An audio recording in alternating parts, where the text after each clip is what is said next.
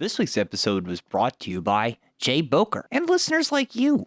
If you enjoy listening to our homebrewed, ragtag, small batch, tiny, imperfection-riddled, honest-to-God, crazy batshit podcast, please consider becoming a $5 monthly subscriber at www.patreon.com/thewholerabbit, where you'll get all our high-caliber extended-length episodes, along with a 5x5 high-quality vinyl sticker of our big-bosomed cover art and access to our Discord server where the spice flows. Roll yourself a baby leg of the green stuff and prepare for the onset of cold, stifling paranoia, because on this week's episode, we discuss David Lynch's little bundle of joy, Eraserhead, in what begins as a bleak, confusing comedy of traumas, slowly morphs into a coherent and optimistic vision of hope for the would-be seeker as we decode the Lynchian tapestry of creative symbolic genius. Alternatively, it might be about raising psychic spermatozoa from Dune somewhere in the bowels of Philadelphia, because, quite frankly, that's equally as possible, but it'd be hard to convince me otherwise. So please, feel free to share your interpretation with us. Thank you,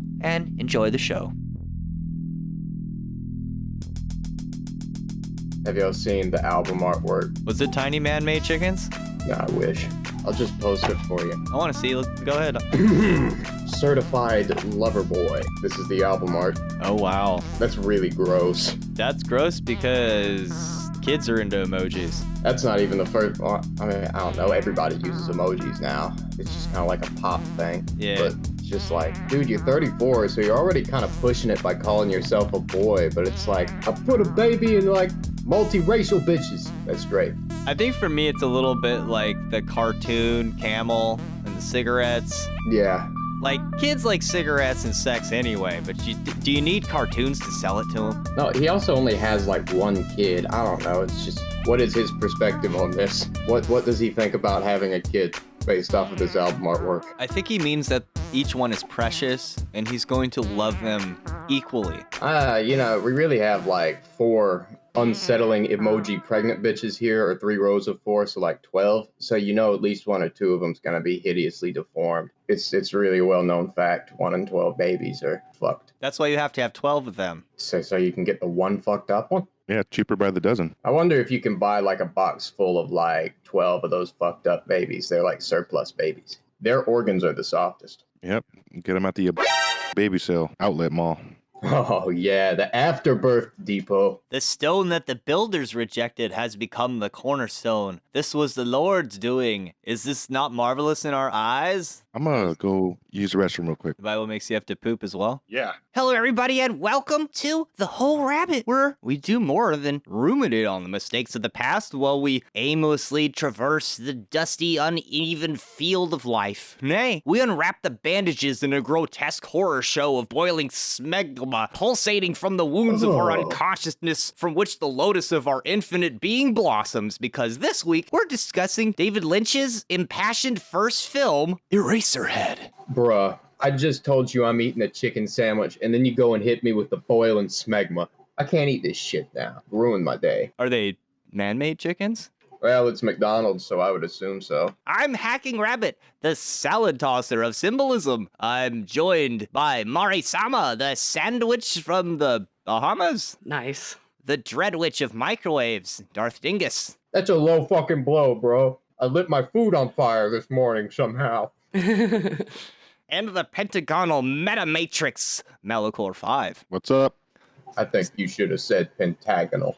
Yeah, I agree. I watched this before becoming a parent, and I'm embarrassed to admit that I needed YouTube to tell me this movie was about parenthood. A little bit of a forest for the trees kind of thing. Afterwards, I thought to myself, this makes a lot of sense. Yeah, perfect timing. So, after learning that, I had a little bit better luck analyzing the obscurities of the film. And then, after watching some Lynch interviews, I found some esoteric symbolism, intentional or not, within the film. But if we're just talking about the stress of having a baby, I have enough to talk about just on that. The movie is, on the surface, definitely about like forced or like an unexpected birth and like the getting married after it and having to deal with that unexpected like burden in your life. It's definitely got that on the surface. I also, just because of that, I read into this movie symbolism of death and life, because similarly, when you're about to die, you can't escape it. Yeah. You know, this is a movie that's about the absolute situations of life. Yeah, and fact is that he was making this movie when his daughter was born some of the sound effects for the child in this movie is his daughter, Jennifer Lynch. That's flattering. Yeah. So this is kind of like a little bit like a real life story about what has happened to him at the time. Yeah. On the surface, that's easy to understand, I think. Yeah, about but the movie. she was also born with club feet, which is it even makes it harder to take care of a child with special needs like that. Yeah. Absolutely. I work in escape rooms. I've never seen a family that had a kid with disabilities that didn't walk into the escape room and just solve it handily because they're used to working through the most difficult, illogical, hard to tackle problems for which there is no direct solution. It's a lot of work. I used to work with disabled adults, and to be quite fair, it's the only thing that ever made me question if God was good. Like, how could you make, I'm sure. you know, like, how could somebody be born in such a way where they're subjected to so much suffering, unchecked and unfiltered their whole life? It seems really unfair. No, the thing is, I've been reading about crossing the abyss lately, and I think it's a theme that fits into this movie later. I think it does. I think there's definitely some losing your ego shit going on in this film. And a little bit of Western esoteric symbolism, but I don't think that's everything that's going on. Like I said, just the stress of being a parent is enough, I think, to start decoding Eraserhead. Let's be honest. All parents love their children, and oftentimes find that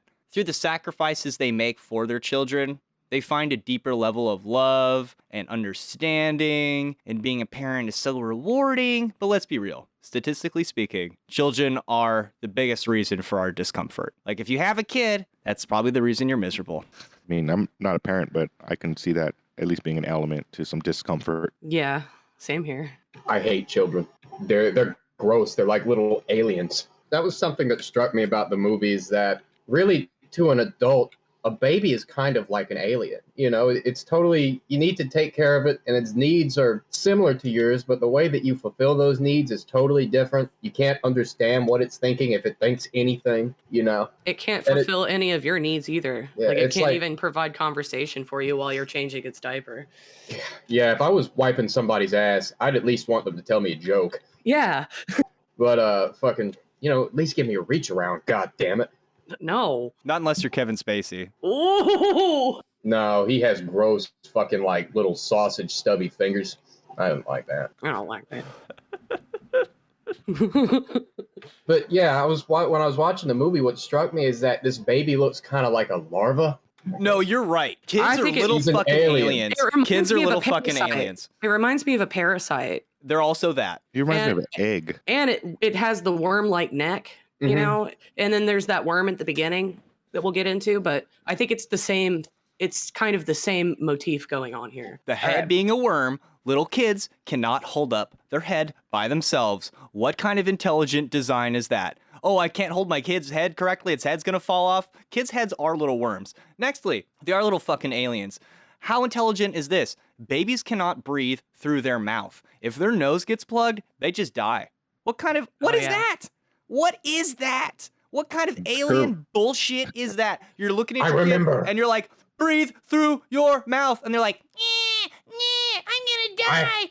Like, okay, so you're talking about what kind of intelligent design is that, right? And I was reading about the abyss, and part of the idea of crossing the abyss is that God, the clear light, whatever you want to call it, never fully passes into the realm of creation, right? He's not quite here, and because of that, you get these little flesh glitches. Yeah, he's things formless. that shouldn't be if, like, any kind of compassionate entity was here, because in many ways, it's not. That is the cosmogonic summation of what they say in Plato's Timaeus, which is that anything that is created is never totally in itself of its true nature, that all things are created, must live and die, and they're never really what they are, and you're going to get errors because of that. I guess this is the point where it feeds into Buddhism, too. You know, that's what samsara is. You were saying something about like this formless entity, and it reminds me of Bloodborne a lot, what you're saying. But also this movie reminds me of Bloodborne. It's the evils of flesh. It's because in Bloodborne, everything's a dream. Lich's style makes me feel like most of his stuff has like this dream element to it. In this movie, it's all like really depressing.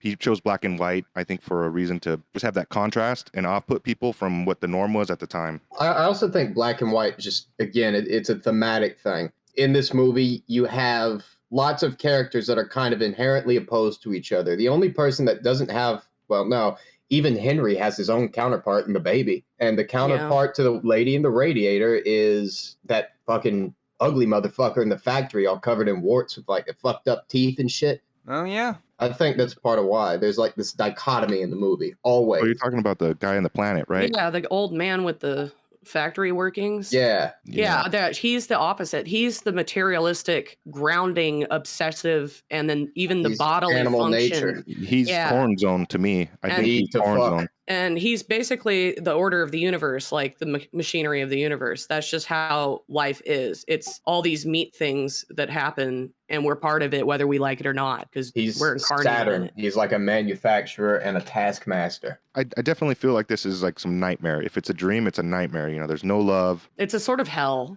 I think. Yeah. Definitely feels that way. Or a purgatory, like maybe a personal hell. I think it's a purgatory. Because I feel like you're seeing maybe real world, but it's through this skewed filter that he perceives it as. And I view the man in the moon as like his inner workings and thoughts. Yeah, that's very mechanical. And a lot of David Lynch's stuff is like industrial, and it's about electricity. And like, I think it's symbolic of like when the electricity flickers, it's like something's not connecting, obviously. Or a presence or something else is going on somewhere else. Yeah, there's a connection process happening, like some transfer of energy. And I think it's speaking to the unconscious there. And then that's him just putting it in a very subtle way, just like flickering the lights. That's like a under the floorboards way of saying like something else is going on. You need to kind of pay attention now. The way he films, the way he directs is like that. It's very like he's speaking to your unconscious. Well, also like the electricity in this movie just strikes me as being stress. I definitely felt that this morning when I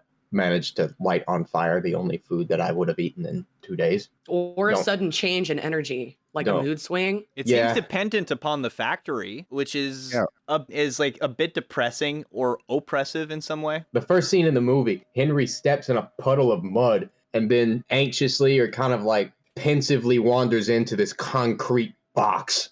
It doesn't make any noise either, does it? No. Malcor makes a good point, because Lynch admits himself that he's made a film that's written in the language of dreams, where I think most other filmmakers, they really force you to see that for yourself. I think that's one of the reasons why Lynch is so opposed to letting out more of his secrets, because he's kind of given you a good starting point. And we also know he was having a kid. He says outright that this is his most spiritual film and that he was studying the Bible.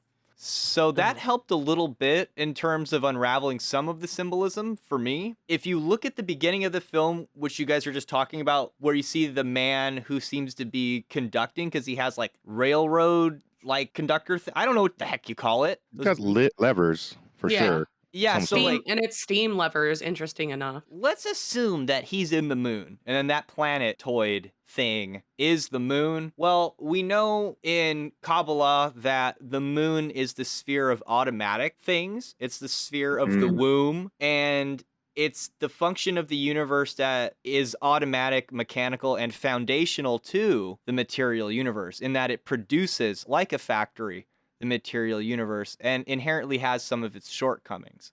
Let's see. So it goes over the moon. Okay, here we go. And then all of a sudden, the silent scream with the sperm coming out of his mouth. What the fuck? I don't remember the sperm coming out of his mouth. It's at the very start. It's like Eraserhead. Yeah, it says Eraserhead, and then his head pops in, and he opens his mouth, and out comes the Spermatazoon. I must have missed that part. He's like, and the worm is just like, and he's like, oh, sorry, that's like the worm later in the movie. Yeah, pretty much. It's a reflection of, or even foreshadowing of it, because that's how it starts. That's how a baby starts, and how it ends, maybe in this movie. But yeah, the dude in the planet like pulls the lever, and then the sperm cell goes off screen, and then he pulls some more levers, and it falls into a wet hole, what seems like on the planet, and it's kind of sploosh, and we like wet holes here. The one place on this sterile surface that could support life. Yeah, and there's one interesting quote by Archimedes, who was a great Greek mathematician. He's like a legend. He said, "If you give me a lever and a place to stand, I can move the world." I don't know how that really directly fits in, but he is kind of steering somebody's life when he's doing his lever pulling. Yeah, and I like the idea that scene is basically a recollection of the sexual act that happens with the woman that actually has the baby. Like, Yeah. because that it falls into a puddle that holds water. That's a womb, obviously. And then it begins creating something new and scary and unknown. Yeah, definitely in this movie, giving birth, at least in this particular instance, is really weird. It's not normal. I think giving birth is normally kind of weird. I don't know, the way that my mother put it to me the one time she talked about this was she complained, everybody always talks about how having a baby is like this wonderful and beautiful experience. And then she looked at me and said it was gross and exhausting and painful. And after it was done, the only thing I wanted was a McDouble. Yeah. And you come out covered in this fucking like bloody bile slime, Poo-poo comes babies. out sometimes because you're pushing so hard. And then when it comes over to your house and you're trying to play Shadow the Hedgehog, it's slobbered on your goddamn GameCube controller. And now you feel unclean. I think it's possible the man in the moon is like your inner unconscious process. So life portrayed as an accident, a condition of evolution which is cruel and mechanistic, hostile towards the individual itself, selecting negatively through death, tuned by and for a world which kills and maims its creations from inception, a process itself which is deadly. The womb liable to discarding in irregular, unceremoniously, like any other anomaly produced in any factory. Yeah, like the mechanistic property and the fact that it could be the unconscious action of sex and even just mating in general. Yeah. Because I get the impression that this was an accident. And then later he says it's impossible. It's only been a few weeks, and then the mom like interrupts him like, no, like we'll get to that later, but yeah, it's not normal what's going on. No, the baby isn't here, but the fear is. Oh, for sure. And it's always stressful for both parents, but so the mechanistic process of that, like this could very well have been an accident. He later says to the mother of the woman, Mary, he impregnates, that he loves her, which he did the action unconsciously because you're a meat flesh being yourself, and we have a mechanical drive to mate. Yes. But I think he makes the mistake of saying that he loves her when he doesn't he has no concept of what love is. He's confused. He thinks the mechanistic action was love. And I think that's where shit hits the fan after that happens. I'm not a person. I'm a homunculus of tobacco leaves and sawdust. Yeah, it was definitely an accident, though. Well, I guess I want to avoid saying definitely at any point in this movie because... Yeah, we don't know. Yeah, the most common thing that David Lynch says about this movie is that it's wholly interpretive and anything that you read into it is correct. Kind of like a dream. There was a lot of crying at the news of a baby, though, so I don't think that they were planning on having any. Well, that and when Henry, like the first line of dialogue in the movie is when Henry goes to see Mary, and she just kind of meekly pokes her head out, and every time she looks at him, it's like she wants to cry. Mm-hmm. And then Henry says, I get the feeling that you don't want me to come around anymore. I didn't know you wanted me to come. Should I come? Should I not come? What was I supposed to do? Yeah, he does say it like that too. It is that. Yeah. Henry kind of talks like David Lynch too. He has that start-stop. It's like that Mary asking what's his name about his special place. Where's that special place with your wife? Haha, Yeah, Mm-hmm. James from Silent Hill. I think we'd be lying if we said David Lynch didn't influence a hell of a lot of stuff like Silent Hill. Definitely. And they admit it. Yeah. In some ways, fucking this movie reminds me more of Silent Hill than even Jacob's Ladder does. And like one of the primary things, aside from the interpretive nature, is the way this movie is shot. Most of the time you see a character, and for most of the film, you will never see more than two characters on a screen at once, except for when Mary is with her family.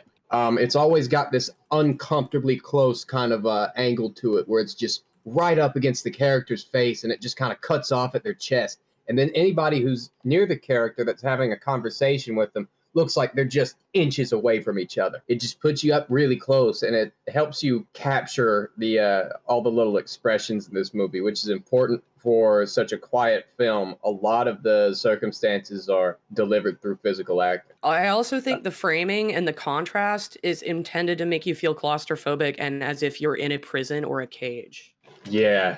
One of my favorite shots in the movie is when his wife just goes to split on him, and before she leaves, like she almost opens up the door, and then she closes it again and goes back, and then grabs onto the railing at the foot of the bed and kind of just slides down it, and then she just shakes it. And this goes on for like a minute. She just grabs it and shakes it slowly and bangs her head against it before she kind of gets frustrated and huffs and runs out. Well, she's reaching for her suitcase as if unsuccessfully over and over and over again in a way that seems like they're humping almost. I don't She's know. leaving her baggage, dude. She left her baggage there. Okay. I thought she was just making a display for Henry. I didn't see his suitcase. Oh, I thought she was trying to pack up her suitcase in that scene. Yeah, she was trying to get her suitcase stuff. and leave. I like your interpretation, Mari, because she's left her baggage with him. So that's like the dark side on the other side of Yeah, but she leaves all of the responsibility to him. Yeah, guess what? This is a funny thing because this reminds me of like a lot of times when girls really like somebody and they want to continue coming over to their house without really asking if they can, they'll leave their stuff when they hang out. Yeah. They have to come back and like follow up with you even though you don't want to see them again. So that's a trick that's often used. Like you leave baggage so that you can come pick it up later because you don't want to. Like she might even have issues about how he struggles. So her baggage there is also I think it's a tie. It's like a burden that he has to bear for her. Dudes leave baggage in women's places. Yeah, but they're the puddle and the spermatazoon. So that's true. Mechanical evolutionary below the surface level, taking her baggage is like taking her sex away too. Yeah. Mm-hmm. Taking it back, trying to reverse the process, I guess. Yeah. So back to that esoteric symbolism of the spermatazoon falling into the puddle. That reminds me of some tarot symbolism, and it has to do with the dark side of the moon, which is Atu 18. It shows a crustacean creature rising out of a primordial puddle, which is the womb of creation, guided by the dim glow of the moon, or the blind instinct, which leads the newly walking creation down the red road, beset on both sides by the dogs of Anubis, or death, and equally deadly watchtowers, symbolic of the corrective, narrow road, wet with blood that leads to each successive new generation. There is no dark side of the moon. In fact, it's all dark. When I was looking up near-death experiences and stuff like that, like afterlife experiences that people have had, one thing that they always see is a tunnel that goes to a light. And this has been related and is synonymous with the birth canal, because this usually happens while the life review is going on. Like this is the thing that it's before your life review happens. So it's almost like you rewind back to being born and you experience your whole life in a flash, right? So the first stage would be that tunnel that you go towards the light. And another interesting thing is that in the chakra system in Hinduism, it's the root chakra, which is red, and it's located at your perineum, that's where the birth canal ends, and it's where, nasty red road reality happens. Apparently, if your consciousness is at that level, if you're operating at only that level in reincarnation, that would be like a worm or a bug that's tunneling through dirt, which that's all you would be able to sense is light. Where is the light? And am I out of the ground or in the ground? Like you have no other senses. One of the first things to ever evolve was a worm, a flatworm, and it has one eye on top of its head, and that's what the third eye is. Yeah, it just detects light, but also we're kind of like part worm. Your intestines have their own brain, and your intestines are essentially just a mouth and an asshole at the other end. We start out looking, all embryos look exactly the same, when they start out. All embryos start as an asshole. Just as like a blastocyst. Well, yeah, but then it turns into what later becomes your asshole, and then like your skin grows around that. Oh, yeah. But it's funny. It starts at the bottom again. It starts in the lower chakra, which is where worms inhabit. The bottom, now we here. And worms inhabit the ground. I don't know. I thought that imagery was very striking. Well, he has a worm in the film, and it seems to operate in these similar principles where it's just guided by its mechanical lust. Mm-hmm. And this has the propensity to take over his conscious mind. It's a survival. It's completely just about survival. That's it. It consumes him in one scene, or at least the camera. And on the other hand, what is a baby but a larva? Yep. Aliens. So the baby is also at that point in its life. So very interesting. Well, it's funny to me that he also keeps that in the box then, because it seems to me that there's a part of him that has hope for this situation. Because he takes it out of a box and then puts it in the cabinet, like just bare. Keeps it safe, but as the walls close in around him, it becomes less of a source of inspiration. Umbilical cord would be the baby's attachment to the mother, and if I interpret the baby as part of Henry, so it could be a longing or a loving for a female figure. You know what? Either his mother or what he saw in Mary maybe reminded him of his mother, and then did somebody say there were tulips on weren't there tulips on the dresser? Yeah, so in the notes. Yeah. And that's a symbol of which is like a familial, like I miss my mother, or I have a connection with my mother, or he wants the divine feminine, but he can't seem to find it. That's why it's all shriveled up and dead. And really, it's kind of interesting to me too, because it's that box, and the smaller ones that he keeps that little worm in is like the one nice thing in this house. Everything else is dilapidated. They don't even have a TV or a meaningful means of distraction because they're totally focused on the baby. Yeah, and it gets worse too. The staging gets worse and more decrepit as the movie goes on, which is cool. Holes in the blanket and shit. And then they have like one record that they can flip over side A and side B. And it's not what anybody would have called modern music in the late 70s. Is that to say his room is a reflection of the inside of his mind? And maybe we can assume that because Lynch said it's written in the language of dreams, and we know that he's a fan of meditation in the mind.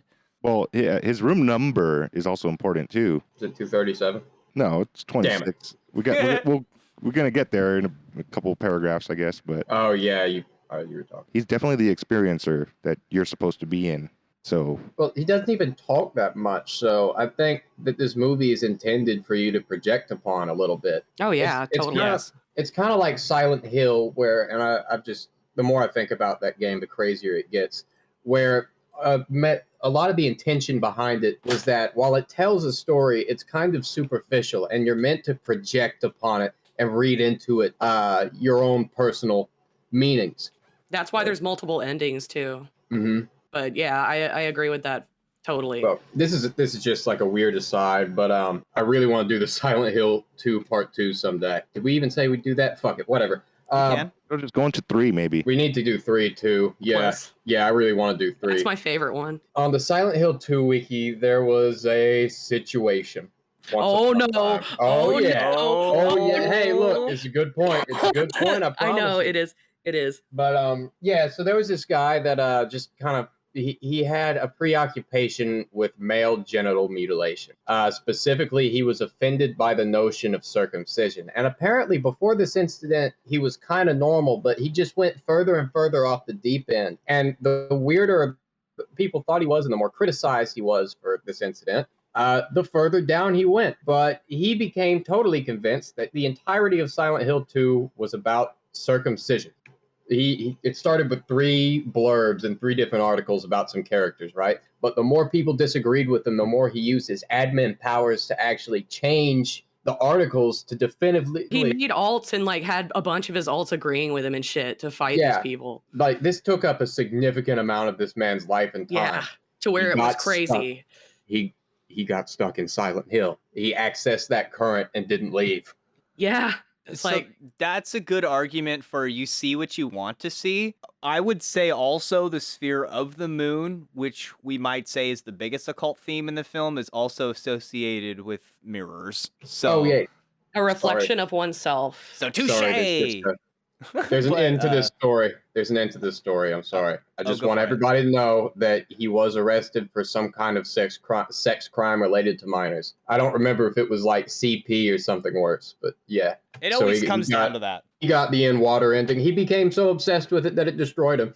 I have empathy for the philosophical obsession there because we did uncover some themes in Silent Hill that suggested it was like looking at Christianity from an ancient Judaic perspective and seeing Christianity as an aberrant form of your own religion. So in terms of taking a look at Silent Hill from the perspective of those who had a covenant through Abraham to Yahweh or whatever, which does involve circumcision, I feel bad because he just you can get lost pretty easy in this stuff, I guess you could say. I think it's alive. Just to expound on my own symbolic analytical madness. The Kabbalistic sphere of Yesod, or the moon, means foundation, and it's the foundation upon which the world is built. In fact, the vision of this sphere from the material world in which we live is known in the Hermetic tradition as the vision of the machinery of the universe, such that if one were to traverse this path psychically through meditation,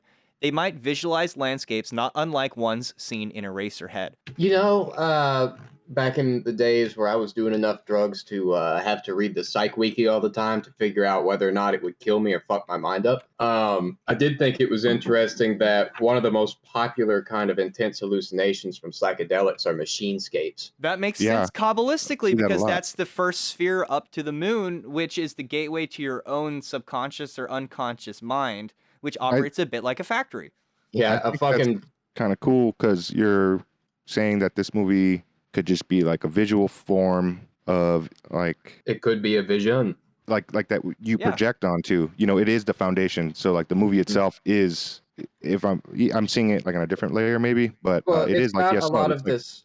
You're able to be creative. It kind of sparks that in you to be like, what the fuck is this about? And it's got a lot of this intriguing and anxiety-provoking imagery with no explanation behind any of it. Even to this day, there's not really... Yeah, it gets into something mechanical in your own mind. Yeah. People are discomforted by weird things, or they're fascinated by them. I think this is a really cool thing that you added into the notes, Luke. Like, for real, I was like, whoa, amazing. Amazing. Amazing. Fuck that guy. Fuck that guy. Fuck that guy. If we haven't had the disclaimer yet, this is our collective interpretation of what this movie is about. Amazing. Okay. It could be about worms from Dune. I don't know. At the end of the day, I think maybe sees it that way. And, well, I mean, David Lynch said it himself. Anything you read into this movie is true. So I think George Lucas, when he saw this movie, wanted David Lynch to direct Return of the Jedi. I would have liked Star Wars a lot more. Yeah. That's David what I gathered Lynch on the internet. Oh my god. That would have been so good.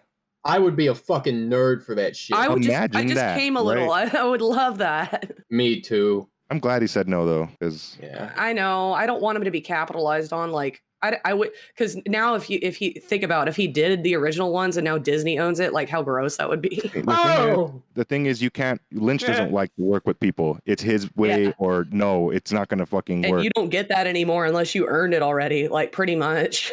Yeah, and this was his first movie. Like so they were trying to spend a bunch of money for him to make this. It was like a college film, I believe, right? It was one of his earlier films, and I think I read that there's another companion one to this that I haven't seen before. Yeah, a short film. This movie was made on $10,000. Yeah, it was. Wow. That's a lot of money in 1977. I have to.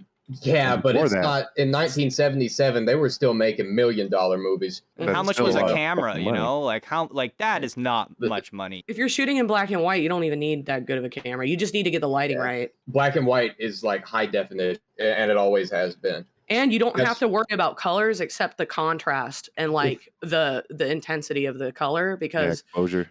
It could be mismatched and you don't have to paint anything as long as it looks good in black and white. Yeah, just look up like a black and white photo of any historical figure.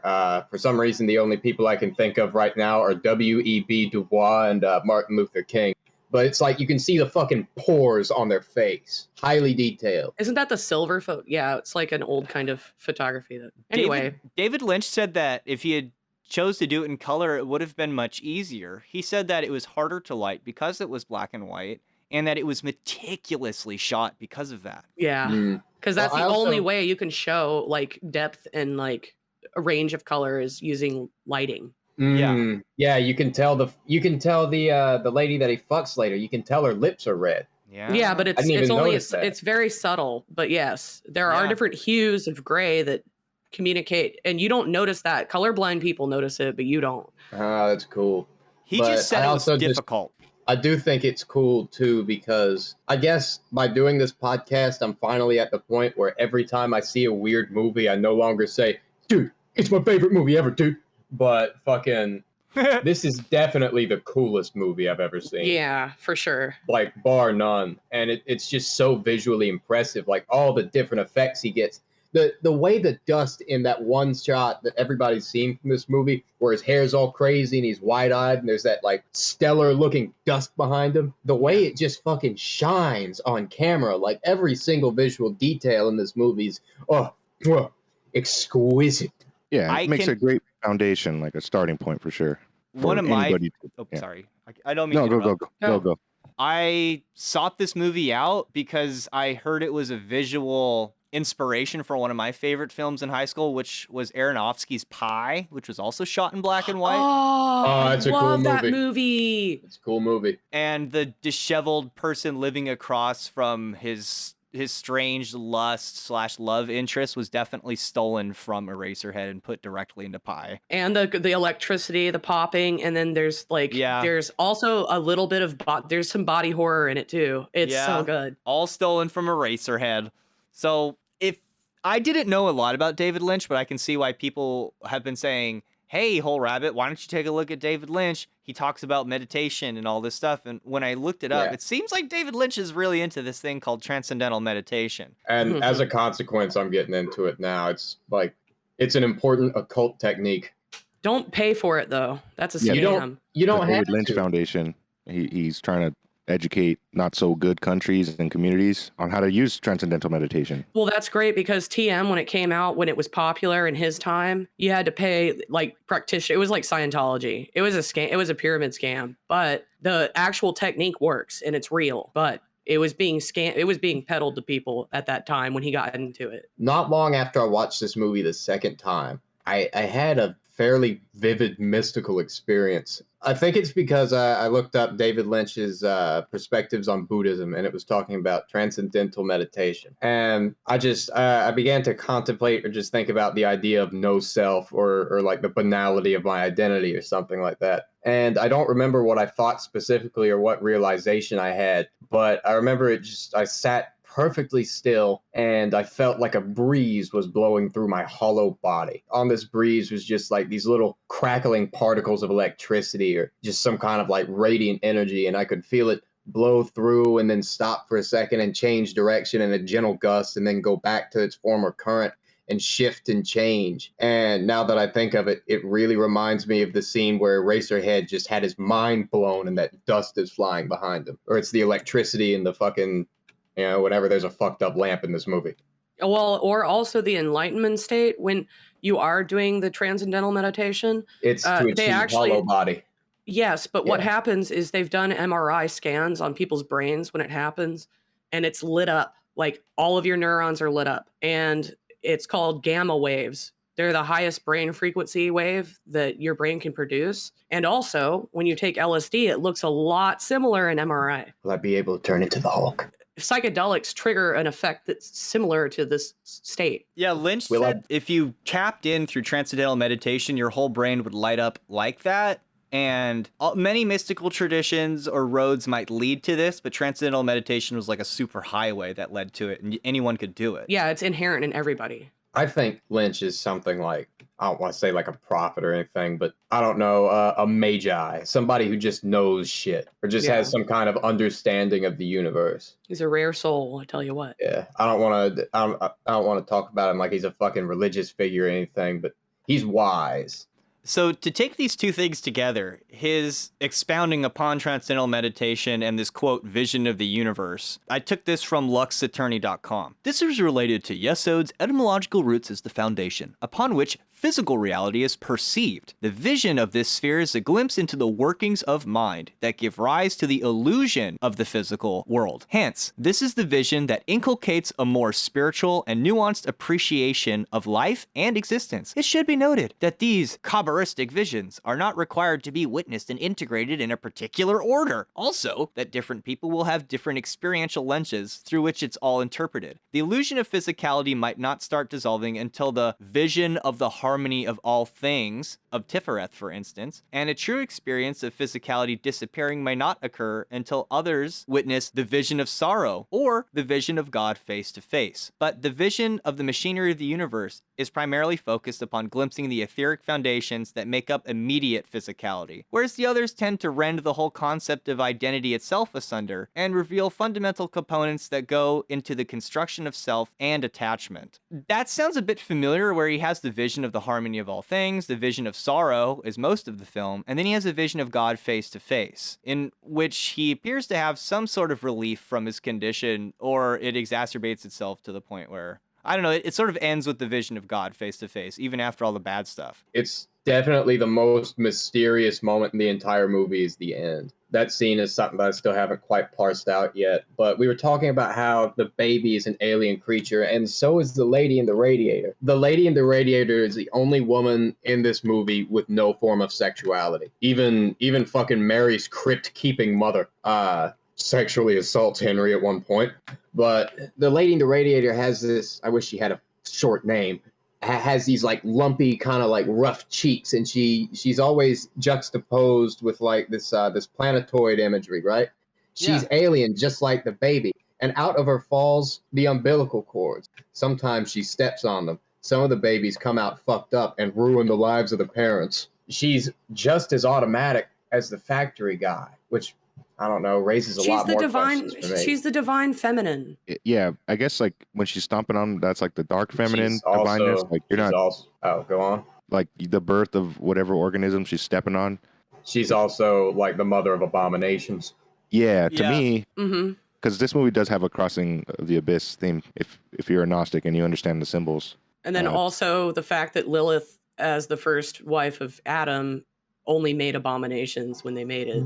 It's like alludes to that. Step on them, you know, she's fucking kill them. She don't care. Yeah, but I also think Lady in the Radiator is a spiritual being from somewhere else. That's the divine feminine. Also, she looks like steam or a cloud, which to me represents the element of air or spirit. And she's also in the thing that heats the room, but it's also something so distant from Henry. This movie feels very cold all the time, and preceding and following any scene with her in it, aside from the ending, is the sound of cold, penetrating, howling wind, the kind you hear whistling through trees in the winter. Yeah, and that's the contrast, is that she's warm, inviting, she radiates love but not sexuality, and not, but I mean, you know what I'm saying? Like she's almost the opposite of the women that he encounters in real life. Lunar. Yeah, exactly. Like an definitely planetary associations with characters in this movie, perhaps. I think there's a reason that she's portrayed as non-sexual, or we might say virginal. I would interpret that scene where he goes into the dream and the sperm thingies start falling and she steps on a few of them, but she's like, tee-hee, it's funny to me. And she steps on them and it's like all part of the fun. But then he wakes up and he's found these same sperm thingies in his bed, maybe suggesting that he's had a wet dream by like this dream he's had of her. But instead of in the dream where his sperm are like these fun things, these like an expression of joy or excitement, here in the material world, they become like these monstrous things that create terrible circumstances. You know, like, oh my God, did I get my wife pregnant again? Oh my God, this is serious. You know? They're umbilical cords. Like in that scene where he's in the bed, he's not just pulling them out of the bed, they're coming out of his wife or his girlfriend. You know, she's giving birth to these things. Her legs are split apart. I don't think it was just implied. I don't know. I thought it was kind of well, they might be a representative of miscarriages, and then the fact that like a godlike being that it's outside of the material realm, it is fun and games. Creation, death is part of creation, and a lot of times when women quote unquote don't get pregnant from sex, the embryo has failed and she has a bleed out period, which is actually a miscarriage. That's the chicken. That's why I think that's why the chicken's bleeding. It's kind of like it's reminiscent. It's reminiscent of a sick or botched pregnancy or even miscarriage. Yeah. Maybe the baby was half born and half like not born. And as soon as they go to eat that thing or whatever it is, deliberately right after that, the mother finds out She just runs away and then apparently comes and asks him if he's impregnated her daughter. So it's like somehow that chicken is associated with the parents finding out the daughter's pregnant. Well, I think she knows from the start, but she really like is daughter runs off right when the thing starts bleeding. And right. The mom's like, yeah, like I don't know. It's like some weird. I think that's the discussion of the mother and the daughter talking about, oh, mom, I'm pregnant. My boyfriend got me pregnant. Yeah, like, mom, I'm ready. That was what like, that was. I'm bleeding now, mom. I'm ready. And guess what? Like, also, it's already here. And like, it might have been a fucked up, like early, like sick pregnancy, because that can happen as well. And the dad is totally oblivious. Like after that happens, he just has this same kind of plastered on smile. And then before that, he also says it's something about like an industrial. You were gonna say something. Like it used to be nice around here or whatever. Like there used to be fields around here that things would grow and there was life. And his arm went numb, but his left arm, yeah. But I rubbed it and soon I could pick up a cup and then I could turn a doorknob and then I could drive, but it's totally numb. I can't feel a thing. And he punches it like really hard, right? And honestly, that kind of also struck. I think there's some sterile sexual imagery in that, or symbolism in that scene too, between Mary's parents. Absolutely. Mm-hmm. Yeah. I think you're correct in that his arm is a phallic symbol. Like you can almost like joke out your friend by sending him a picture of your arm and be like, look at this. It looks like a cock for a second. But anyway, like I think you're right in that it's a symbol, that whole dinner, of the empty, hollow sexual act that his parents are involved in. For instance, when the wife is tossing the salad for the grandma, I believe that's I could be wrong, but I believe that is a symbol of the mother actively participating in the wife being used as a sex object. Mm-hmm. Or being seen as a sex object and preparing herself as such before the act itself, which is what the dinner is symbolic of. And so we might assume that the sex life between Mary's parents is that like what the dad gets it hard, but he doesn't really feel anything. And then the wife like kind of puts on a show, or it feels kind of good for a second, but it always ends in tears. I think this is your interpretation, Dingus. I really picked up on it. Yeah, I forgot it. But yeah, that's what I said. There's one thing that strikes me, and it's a symbol that I'm not quite keen or certain on yet, but it's one of my favorite things in the whole movie. She brings that bowl. She didn't just toss the salad for her mother. She grabbed her mom's hands, put the spoons in them, and had her toss the salad with her hands. Just like her mom used to do. Yeah. I think it's like the mechanical nature of getting yourself wet before having unsatisfactory sex, where you're just seen as both an object and a vessel for impregnation. Or in this case, not even impregnation. I just wonder why, like, she also then lit the cigarette for her mom and then put it in her mouth. I saw it as almost like an offering. And then if you want to get Freudian about it, or nerves. For nerves. Oh, yeah. She also smoked cigarettes after sex, too. It was her mother's sacrifice. It was her mother's sacrifice so she could be born, and now she's participating in it herself. Mm-hmm. That really, like, if I may interject here, I guess this is the right time, because it reminds me of Rome. There's, like, some dogs that are suckling in this scene. Good idea. I like Romulus and Remus. And what is the she-wolf? I wanted to save that for the extended part, because it's really cool, but I counted, there might be 7 pups, and like they're the 7 hills of Rome and the beast and all that. I can't tell. It's called like the Capitoline wolf. It's a lot about like that the mother wolf is the reason why that the great empire of Rome even exists. So it's like all hail to that mother wolf kind of idea.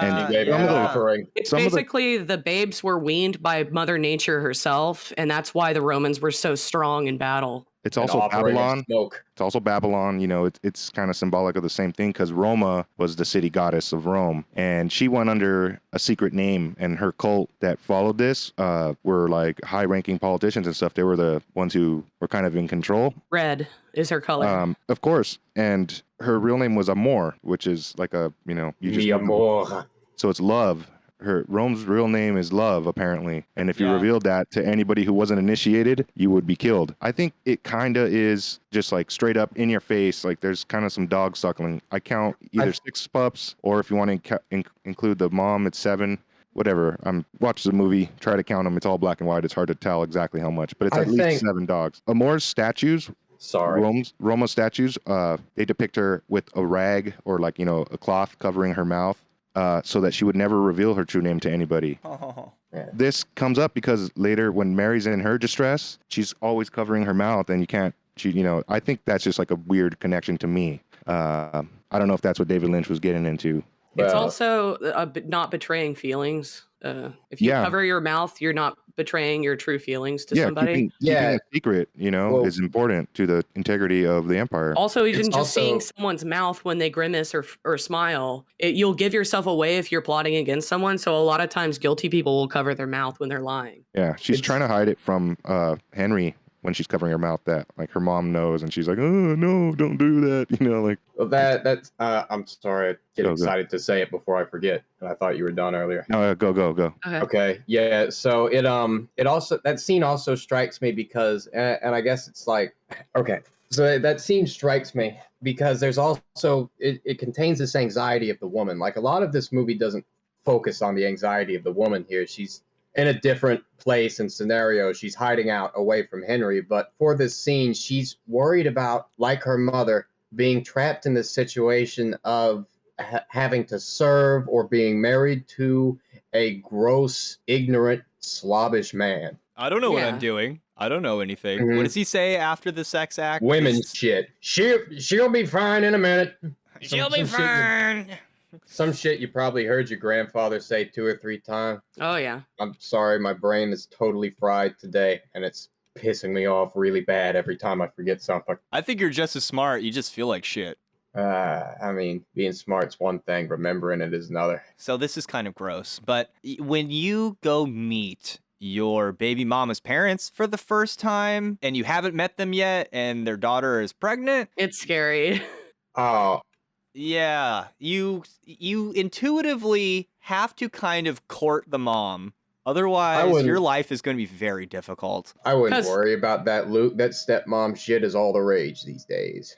Well, it is. I mean, stepmoms sometimes can be pretty good looking. You know what I'm saying? Like, you were attracted to the mom, maybe. And mother-in-law.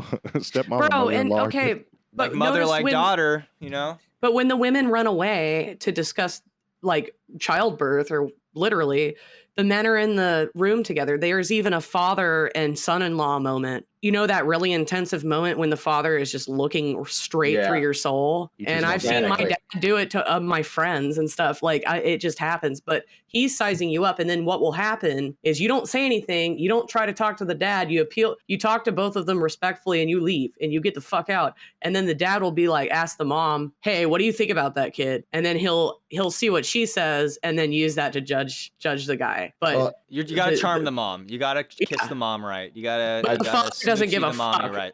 The father doesn't give a fuck though. He is looking at you the whole time and everything you're doing in the house. He doesn't really want to talk to you. Like the mom has to Right. be attracted to the new dad a lot more than she should be attracted to the current her own husband. Yeah. So that's why she's smooching on Henry, I think. I just want to bring this up too. Where does the dad work? A factory. Yep. He made all those pipes. He laid those pipes. There's these new chickens. He got these new chickens. They're man-made. Size of my fist. No bigger than my fist. Fucking guy. I'd have to agree with Dingus's sentiment that might be the best line in the film, easily. Yeah. They're man-made. What? Okay, this one I don't have really any dog in the fight, but I think are the man-made chickens just what white people look like in missionary position? Let's be real. I mean, if you want to read into it, there has just been an absolutely weird amount of government investment back in the times when the world was more religious in having people fucking missionary, and it's one of my favorite jokes to tell. I mean, like, why do you even care, man? Don't you want to enjoy anything? All you do with your life is drink low alcoholic beer and eat wheat bread. Here's why. It's easier to get pregnant in that position. Or if you're upside down.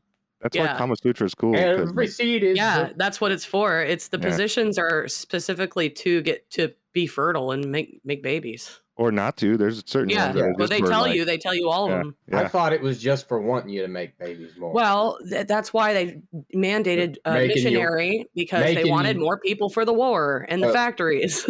Wait, no, I said it wrong. I meant to say making you want to make babies more. Okay, but here's an idea too: is the whole dinner scene being a sex act makes sense to me now that I think about it, because the man-made chickens would be like, basically, if you have sex for fun without intentions of procreating. Yes. And the blood would be the period that follows after, because the egg wasn't fertilized. A miscarriage. So no, I retract. That happens. I retract the miscarriage, because it could be either way. Like Lynch says, it's probably both, but it's every way. But the woman is making the mom is making the orgasm noises while it's bleeding out and she's cutting it.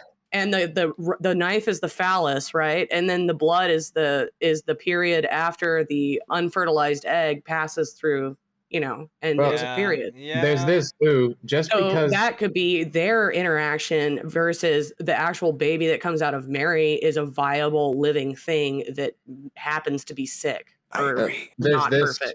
Too, just regarding the sexual imagery. I mean, pretty much anytime something touches you, it's gonna feel good, but at the end of it, that doesn't mean that the sex was good. But also a man-made chicken is interesting in that, like, an unfertilized egg is the same thing.